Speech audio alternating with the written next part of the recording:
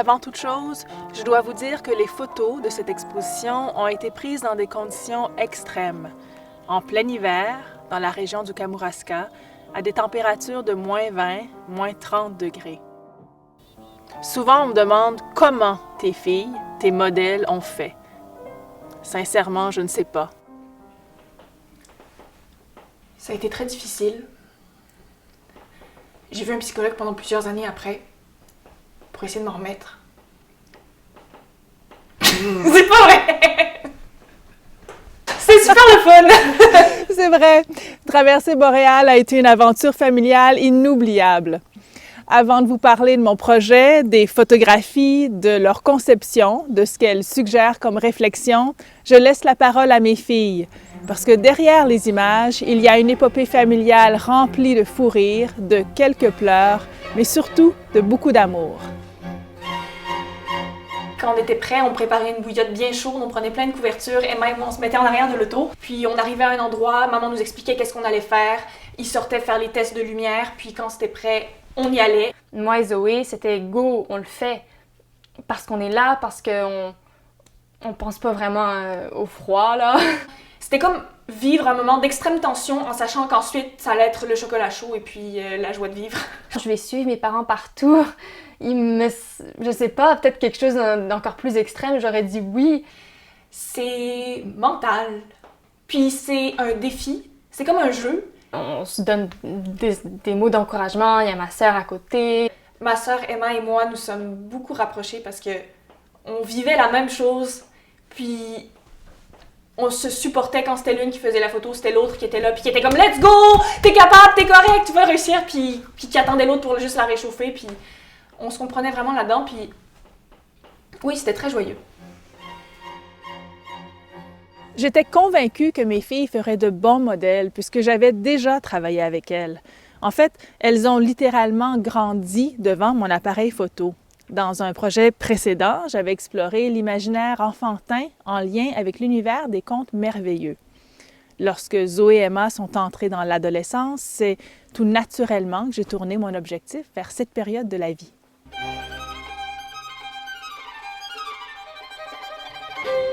Avec Traversée Boréal, je me suis donné comme défi d'illustrer les tensions psychiques qui surviennent à l'adolescence. Mes images racontent, par exemple, comment les jeunes basculent entre une grande soif de liberté et une envie secrète d'avoir des contraintes. La prise de risque ne vient pas sans un besoin de conserver un cadre sécurisant. Le corps, en pleine métamorphose, est source tantôt de plaisir, tantôt d'angoisse. Il y a une gaucherie corporelle qui est typique à l'adolescence. Il y a des changements très intimes qui se passent à la vue de tous. Quelle femme ne se souvient pas d'avoir ressenti de la gêne suite à une remarque de mon oncle à propos de ses seins qui poussent? Mon image intimité publique, où on voit une jeune fille qui est suspendue à une corde à linge, est une référence directe à ce malaise. Ceci dit, il y a aussi une certaine fierté lorsqu'on commence à prendre conscience de son propre attrait dans le monde, auprès des garçons notamment. Alors, vous voyez, ce sont toutes ces contradictions qui m'intéressent, ces forces intérieures qui s'opposent à la puberté. Il y a ce grand besoin d'affirmation qui côtoie une extrême vulnérabilité. La curiosité sexuelle se dissimule derrière beaucoup de pudeur. Alors, ce sont tous ces paradoxes que j'ai cherché à illustrer à travers un langage visuel symbolique.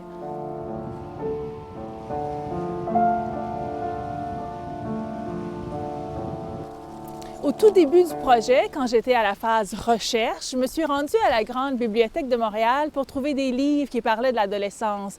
Question d'alimenter ma réflexion, de m'inspirer.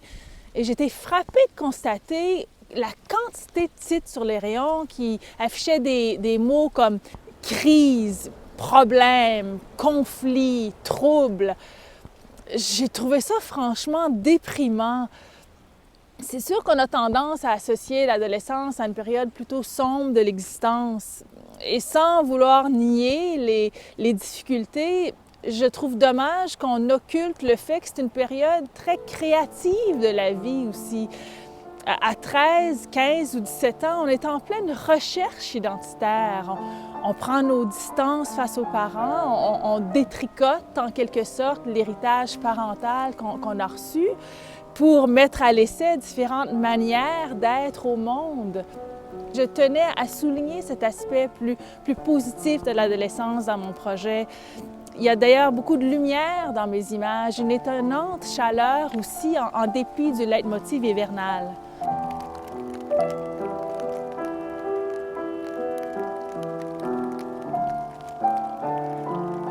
Alors pourquoi l'hiver? Pourquoi tous ces paysages de froid et de neige?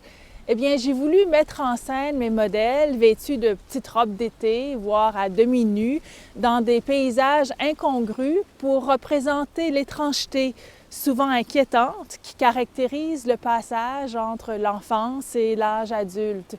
Le motif de l'hiver était aussi une manière d'évoquer la période de latence propre à la saison froide. Les jeunes filles dans mes images sont comme prises dans un sas, en deux mondes, en attendant l'arrivée de leur printemps.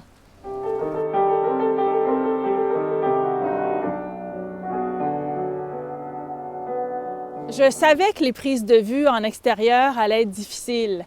J'ignorais à quel point le froid intense allait être une épreuve. Quand j'y repense, c'était de la folie.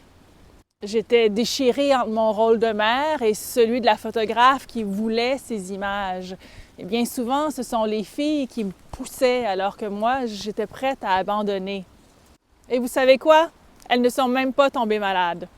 Je vous souhaite une belle traversée boréale, bien au chaud.